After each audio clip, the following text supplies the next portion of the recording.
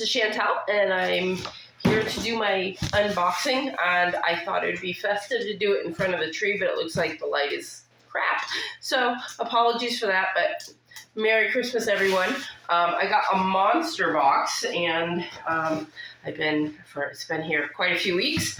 I've been very excited for it. I can see that it's from Margaret, so thank you so much, Margaret. It's huge. My husband thought maybe it was a puppy, which I'm guessing it isn't, but puppies are always, a great present. So I'm going to open it down. All right, getting there. What the?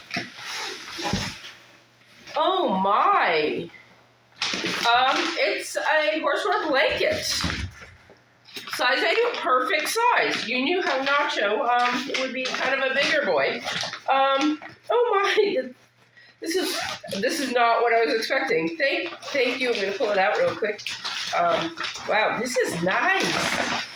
This is like, and it's red. It's very Christmassy. Actually, it is very Christmassy. I don't know if you can see it. No.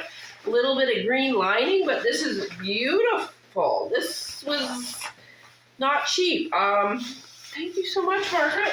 I will send you pictures of it on Nacho. Merry Christmas, everybody.